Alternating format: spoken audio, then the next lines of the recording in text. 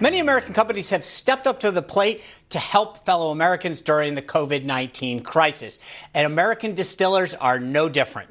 Yeah, that's right. Many of them have stepped up to change to making hand sanitizer, but now they're meeting barriers by the FDA.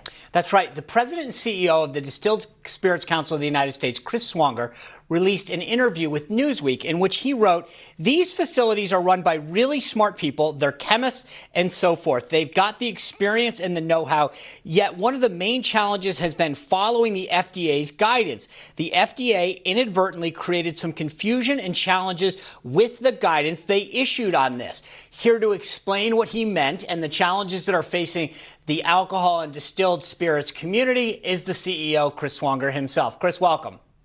Thank you, Sean and Lindsay, for having me. And look, first and foremost, it's a real privilege to be able to represent the distilled spirits industry at this time. At this point, we've got over 700 distilleries around the country. And about 3 weeks ago, the distilled spirits industry pivoted and really put themselves on the front lines to combat COVID-19. Initially, what the distilleries did was follow the World Health Organization, the WHO guidance on hand sanitizer. And soon after that, the FDA issued a couple of guidances that made it somewhat confusing, and we're working with the FDA as we speak to try to address some of their concerns. So the issue is really around the guidance on hand sanitizer and the differences between denatured alcohol and undenatured alcohol. Can you can you explain that? What is the difference? Because I don't think most people, and I certainly didn't until I did a little research into this, but what is the difference between those two alcohols, and why does the WHO, the World Health Organization, have a different standard than the FDA here in the United States? Great question. So undenatured alcohol is alcohol that tastes good, that has a taste profile. Denatured alcohol tastes terrible. And undenatured alcohol, through the WHO guidance, requires some bitters that goes in that makes it bad tasting as well. The issue at hand, and the reason why the FDA is concerned, is over the years, there's been times when young children, like 1, 2-year-olds, will grab a small bottle of hand sanitizer and taste it, and that can be fatal. So the industry is very much invested in working with them. The challenge that we have is most of our distilleries have undenatured alcohol, the alcohol that has a taste profile, right? So the WHO guidance requires hydrogen peroxide and glycerin and so forth that has a terrible taste profile. So what we're concerned about is, on a call with the FDA about 10 days ago, they had not tested the WHO formula, and that was a little bit frustrating.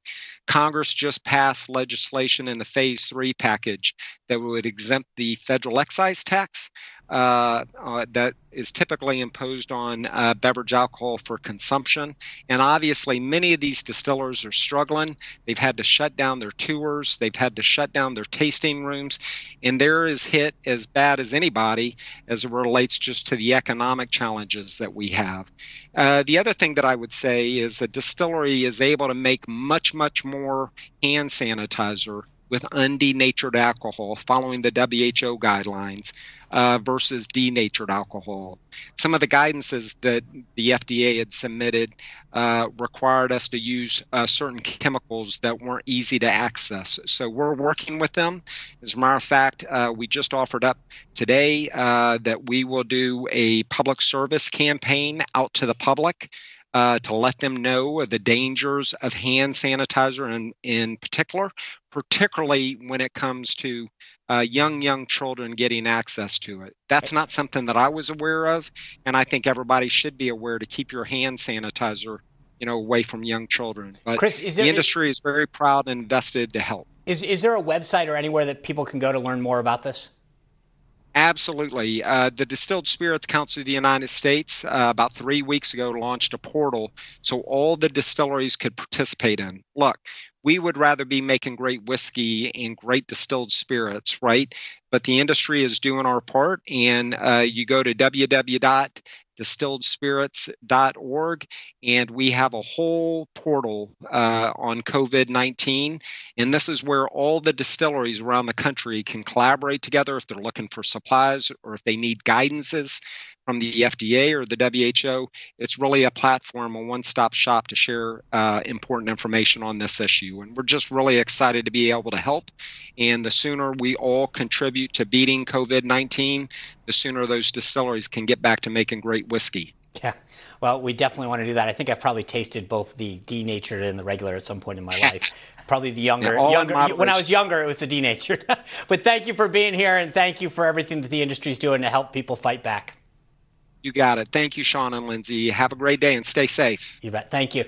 Well, coming up next, we've got a special treat for you. T. Grant Brown, country music star, is going to share what he is doing this Easter. And then when he's done, we got Michael W. Smith talking about how he is going to celebrate Easter. You're not going to want to miss this.